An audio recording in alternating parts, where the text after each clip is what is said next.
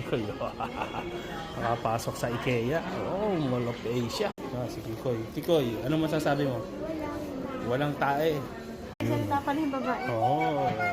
Wow. Nagulat ako. Makikiupo lang ha. Makikiupo ka lang ha. Oh. Ang presyo. 153,000. Parang nasa bahay ka lang. Bibili kami ng ice cream. Kuha kami ng ice cream. Wala. Cream. Talaga yung phone. Pindutin nyo. Yun o. Mall of Asia Arena. Sasabi mo? Walang? Walang?